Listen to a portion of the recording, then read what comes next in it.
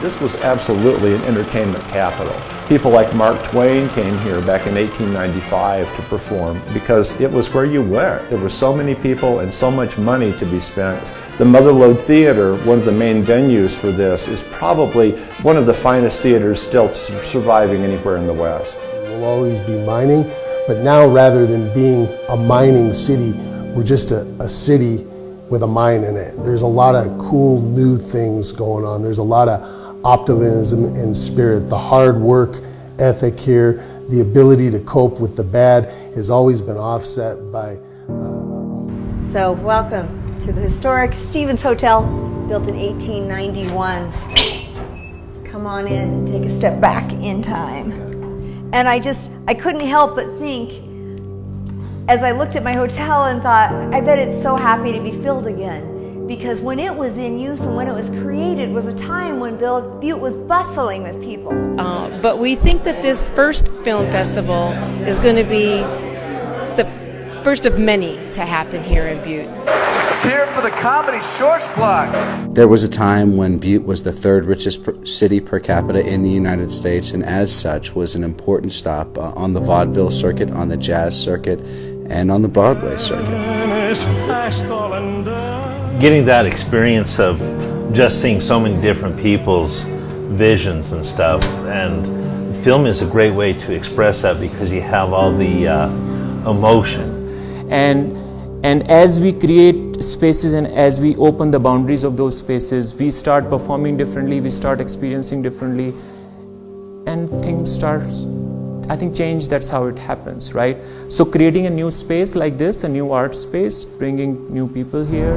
As an actress, I'm really excited to be able to network with people that are eager to create more film here, and they're really diligent in leveling up their own projects. Being in Montana, it's really tough to get the exposure to indie and growing and leveling up projects for film.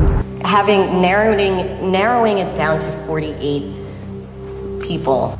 As a filmmaker, coming into the Covellite Film Festival, it's just really been an amazing experience because seeing all the architecture that's here, seeing all the different places that the different venues that we're going to, it's kind of been amazing to see how so much of this has been frozen in time. Well, the Pecan was established in 1911.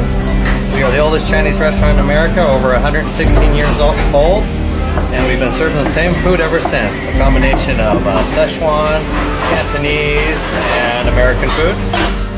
We're cleaning up our past, and it's becoming part of our future with the new jobs created by remediation and restoration of the wastes that were created when there weren't any environmental regulations here. We take that seriously, not just economically, but as one of the headwaters of the Columbia River, and it's just one more thing that makes Butte important in today's day and age. It's not all about history here, it's about our future.